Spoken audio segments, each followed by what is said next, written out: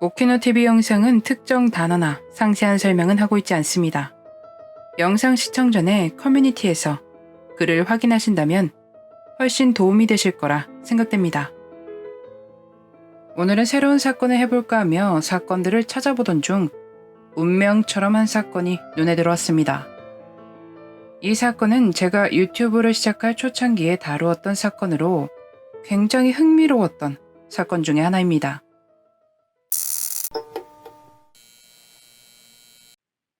여기 호쾌해 보이는 남성은 앤드류 백비라는 이름을 가지고 있습니다. 그는 1973년 9월 25일에 태어나 좋은 성적을 유지했고 의대를 갔을 정도로 순탄한 생활을 이어갑니다. 1999년 초 앤드류는 대학에서 한 여성을 만나 데이트를 시작했습니다.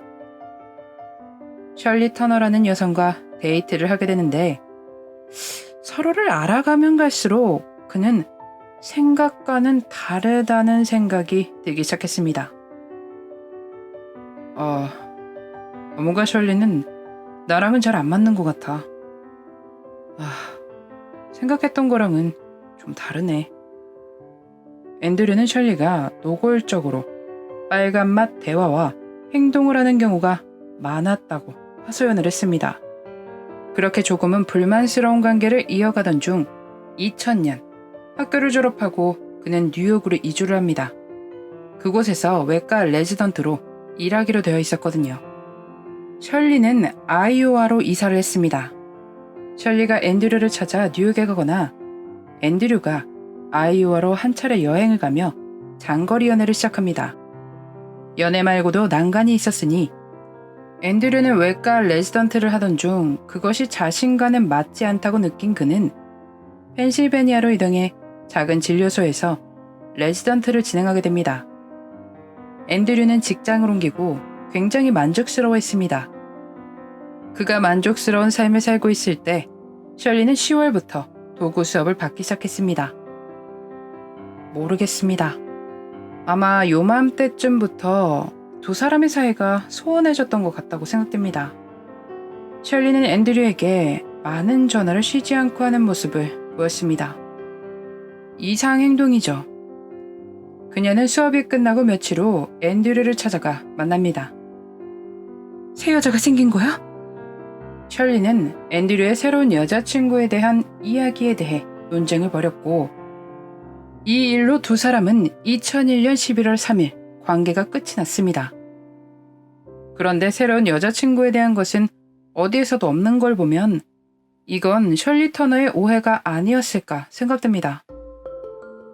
그녀는 아이오와로 돌아가 앤드류에게 여러 번 전화를 걸었습니다. 좋게 끝난 사이도 아닌데 그가 받을 리가 있겠습니까?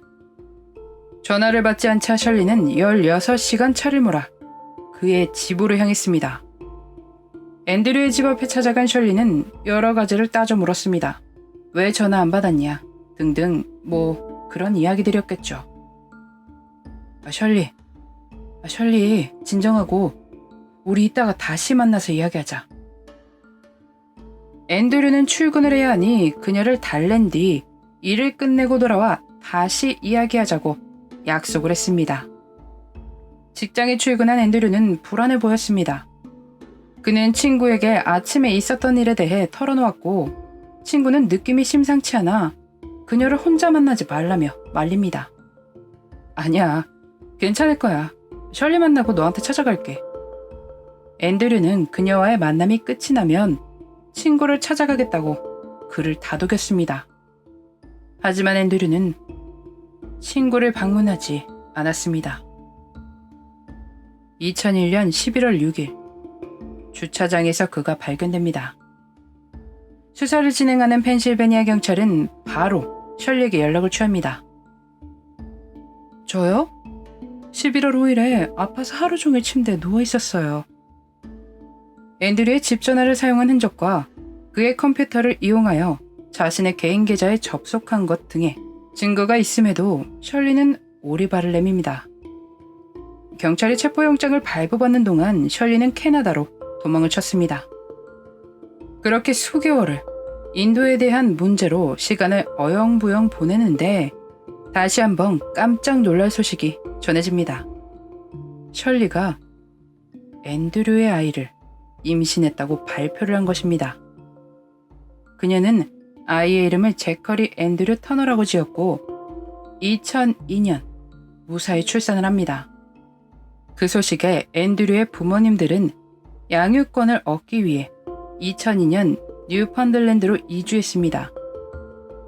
제커리에 관한 양육권 문제로 앤드류의 부모님, 제커리의 조부모님들이 셜리를 상대로 정말 힘든 시간을 보내게 됩니다. 그 과정에서 앤드류의 부모님은 셜리를 마주하거나 전화를 해야만 했습니다. 양육권을 위해 셜리를 마주하며 많은 시간을 인내했을 부모님들의 심정은 정말 개인적인 생각입니다만 그 상황에서 셜리는 굉장히 오만한 태도가 아니었을까 싶습니다. 셜리는 재판을 기다리는 동안 위험 요소가 없다는 판단하에 보석금을 내고 풀려나게 됩니다. 보석으로 풀려나고 그녀는 제커리와 다시 함께하게 됐는데 판사의 판결은 큰 실수였고 오판이었습니다. 셜리가 석방되고 8개월, 2003년 8월 18일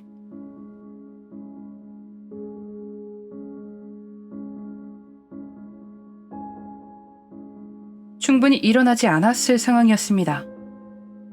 앤드류의 부모님들은 1급 혐의의 용의자를 보석으로 풀어주는 현실에 통탄하며 그것을 막기 위해 노력합니다. 2010년 4월에 법안이 발의됐고 12월에 법이 개정됩니다. 셜리는 누군가와 사랑을 하면 안 됐던 그런 사람이었던 것 같습니다. 일전에도 비슷한 일이 있었답니다. 앤드류를 만나기 3년 전에 13살 어린 동료와 사귀게 됐는데 그 남성이 셜리와 헤어지고 이사를 간 뒤 줄기차게 전화를 했고 경찰을 부를 정도로 일이 걷잡을 수 없게 커졌습니다.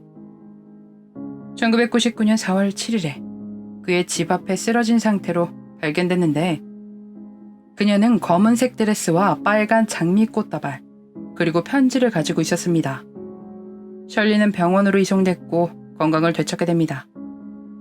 이때 편지에 쓰여있던 말이 나는 악한 것이 아니라 단지 아플 뿐이다 였다고 합니다. 그리고 깨어난 다음 날에 그 전 남자친구에게 다른 사람인 척 연락해서 셜리 터너가 세상을 떠났다고 알렸습니다. 이런 과정을 거친 셜리가 다음 사랑에 대해서 더 큰 욕심을 부렸던 것은 어쩌면 당연한 수순이었을 것입니다. 이런 사건들을 볼 때마다 대체 사랑이 뭘까 싶습니다. 연인과 헤어진다면 받아들이지 못하는 사람은 당연히 슬프고 힘든 시간일 것입니다. 사람마다 다르기에 이별을 받아들이는 것이 모두 똑같지는 않겠지만 참 어렵네요. 앤드류는 그날 잘 이야기하면 셜리와 이별을 할 수도 있을지 모른다고 생각했던 것은 아니었을까요? 여러분들도 힘든 이별을 경험해 보셨나요?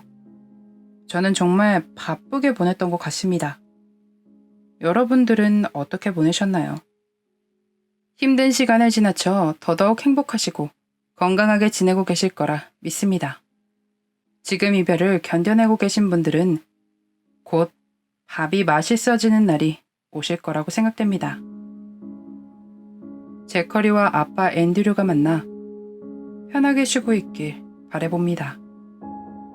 셜리 터너의 추측하기도 힘든 그날의 미스터리였습니다.